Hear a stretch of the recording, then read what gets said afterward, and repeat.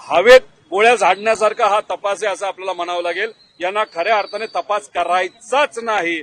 याला त्या व्हीएसआरला वाचवायचे, डीजीसीएच्या वाचवायचे आणि ह्याच्या मागे जो कर्णधार जो कुणी असेल, नाहीतर जी काही संस्था असेल, त्या लोकांना वाचवण्याचा पूर्णपणे प्रयत्न तिथं सुरू आहे।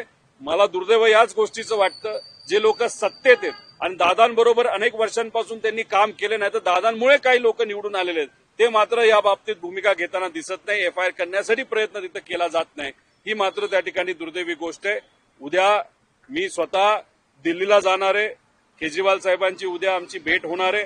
त्यानंतर इंडिया आघाडीचे जे प्रमुख पक्ष आहेत, त्याचे जे प्रमुख नेते आहेत, त्यांना सुद्धा पुढच्या 3 दिवसांमध्ये आम्ही भेटून पार्लमेंटमध्ये हा विषय घेण्यात यावा।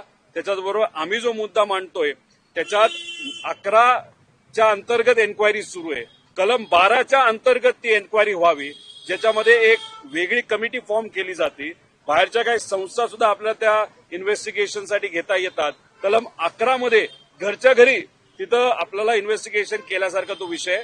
त्यामुळे जो एअर इंडियाचं विमान हे अहमदाबादमध्ये पडलं, तिथं असणाऱ्या लोकांची सुद्धा मागणी आहे की 12 कलमच्या अंतर्गत त्यांचं इन्व्हेस्टिगेशन व्हावं। आमची सुद्धा ती मागणी आहे।